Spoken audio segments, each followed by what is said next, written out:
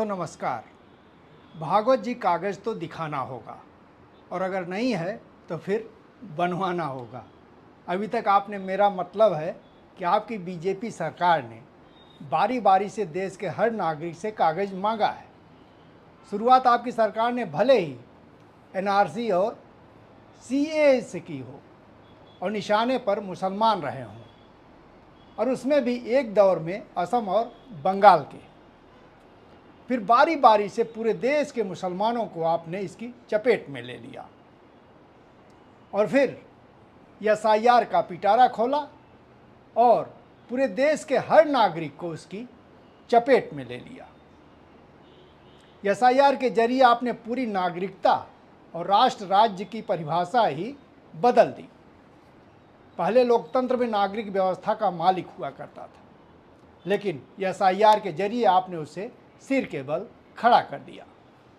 अब आपने नागरिकों को ही अपनी नागरिकता साबित करने की जिम्मेदारी दे दी है, यानी व्यवस्था और सरकार मालिक हो गई, नागरिक उसका नौकर।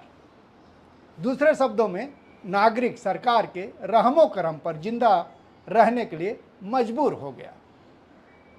जो नौकरशाह और संस्थाएं उसकी पहले सेवक हुआ करती थी, अब उस पर हुक्म चलाने लगी हैं।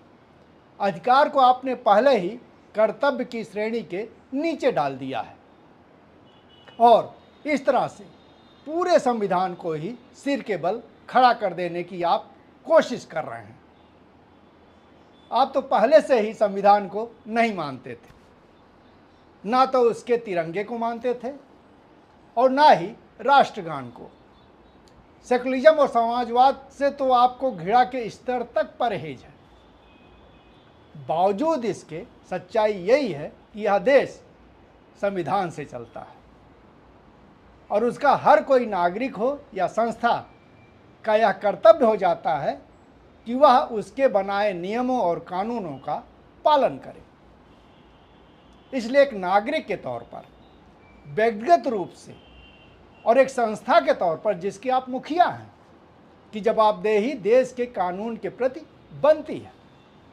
उससे आप यह कहकर पीछा नहीं छुड़ा सकते कि आप 100 साल पुरानी संस्था हैं और आपसे किसी ने पंजीकरण के बारे में अब तक नहीं पूछा।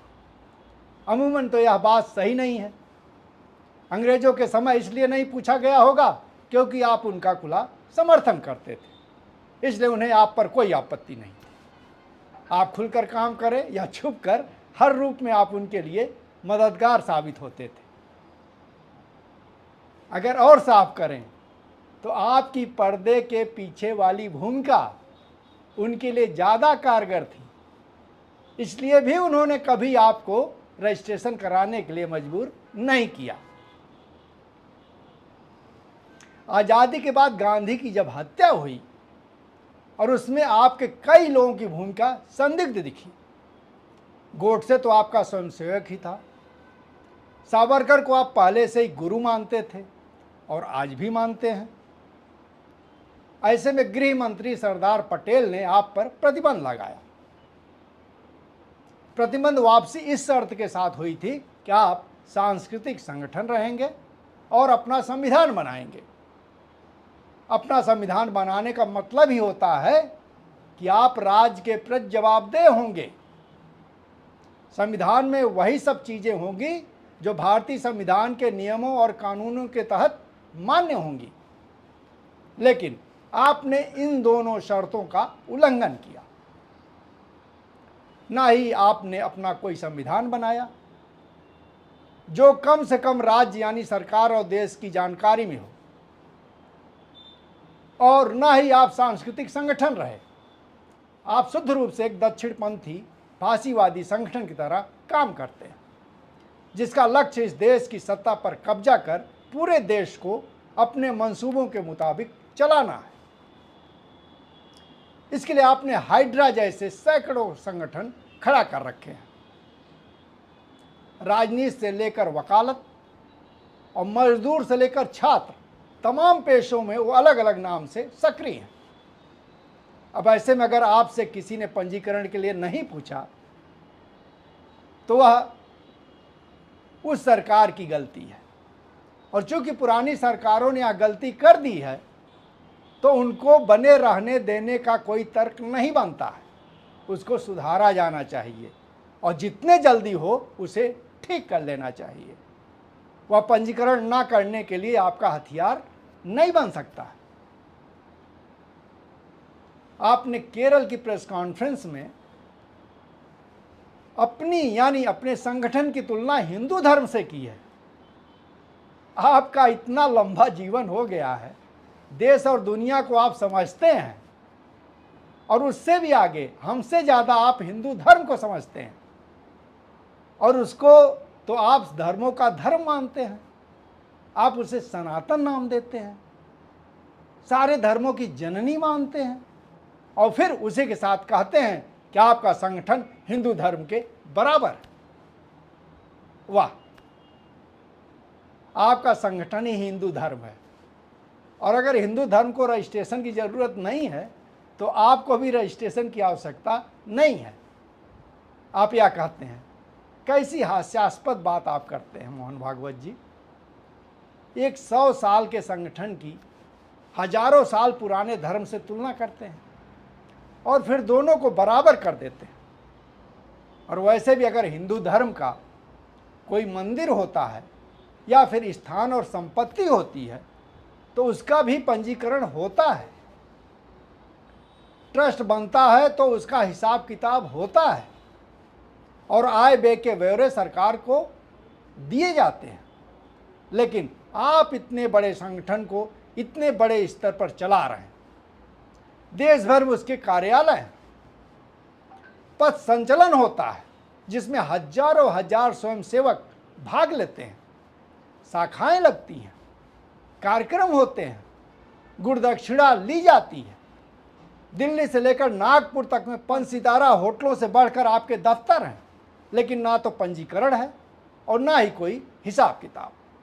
भला ऐसे भी कोई संगठन चलता है?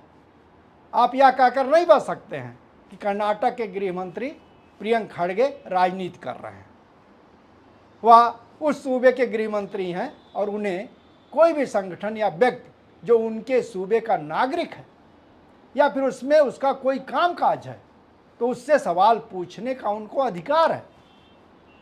अगर उन्हें कुछ भी किसी भी रूप में गैर कानूनी या नियम विरुद्ध लगता है या दिखता है, इसलिए आपको उनके सवालों का लिखित जवाब देना ही चाहिए और देना ही होगा। मौखिक तौर पर आप कुछ भी कह देने से बच नहीं सकते। एक सज्जन है राम माधव, संघ के बड़े नेता हैं। संघ इन्हें अपने थिंक टैंक के रूप में पेश करता है, लेकिन संघ की सबसे बड़ी कमजोरी यह है कि उसके पास तर्क नहीं होता है। वह हमेशा आस्था से काम चलाता है, परंपरा और व्यवहार के नाम पे सब कुछ भूल जाने की बात करता है। आज उन्होंने इंडियन एक्सप्रेस में एक लेख लिखा है और भागवत की बातों का बचाव किया है। उन्होंने संघ को व्यक्तियों का संगठन करार देकर उसे राज्य की तमाम निगरानियों से छूट देने की वकालत की है। उन्होंने शुरू में संविधान के आर्टिकल 19(1)(c) का हवाला दिया है और फिर कहा है कि देश के सभी नागरिकों को संगठन, यूनियन या फिर कोऑपरेटिव सोसाइटी बनाने का अधिकार देता है। यह बात सही है, लेकिन यह कहाँ लिखा है कि वो सब देश के संविधान और उसके नियमों से ऊपर होंगे। सबको अपनी प्रकृति के अनुरूप उसका रजिस्ट्रेशन कराना होगा। और दूसरा तर्क व्यक्तियों के संगठन होने का आपने दिया है। तो माधव जी, कोई भी संगठन व्यक्तियों का ही होता है और उसके नाम पर भला किसी को क्यों कोई छूट मिलनी चाहिए? क्या कहीं संविधान में लिखा है कि इस तरह के किसी संगठन को छूट मिल सकती है?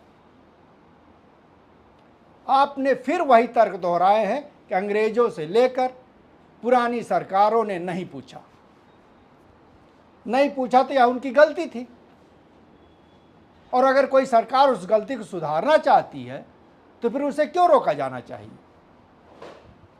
आपने अपने लेख में लाल बहादुर शास्त्री द्वारा 1965 के युद्ध के दौरान गोलवलकर को बुलाए जाने और इंदिरा गांधी द्वारा उनकी मौत पर श्रद्धांजलि देने का हवाला देकर संघ के पंजीकृत न होने को जायज ठहराने की कोशिश की है।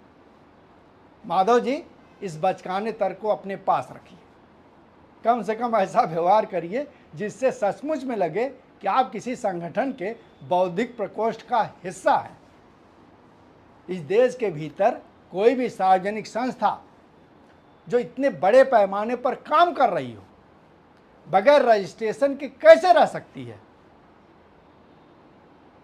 एक ठेले वाले को भी फुटपाथ पर ठेला लगाने के लिए एमसीडी में नाम दर्ज कराना पड़ता है, और आजकल कुत्ते और गायों तक का आपने पंजीकरण शुरू करवा दिया है। आप तो इतना बड़ा संगठन चला रहे हैं, इतने दफ्तर हैं, हजारों करोड़ रुपए का लेन देन होता है, और सबसे आगे बढ़कर सरकार द्वारा मुहैया कराई जा रही कई सुविधाओं का आप इस्तेमाल करते हैं। इसलिए सार्वजनिक संस्था के तौर पर ट्रस्ट, कंपनी या फिर सोसाइटी, किसी भी रूप में आपके संगठन का रजिस्ट्रेशन होना ही चाहिए। आपको देश विदेश से कितने चंदे मिलते हैं, इसका कोई हिसाब आपने भारत सरकार को दिया है?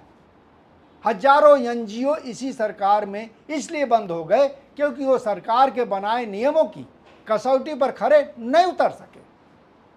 और आप हैं कि 100 सालों से छुट्टा घूम रहे हैं, और अगर सरकार का कोई नुमाइंदा आप पर अंगुली उठा रहा है तो आप उसी की घेरेबंदी करने की कोशिश कर रहे हैं।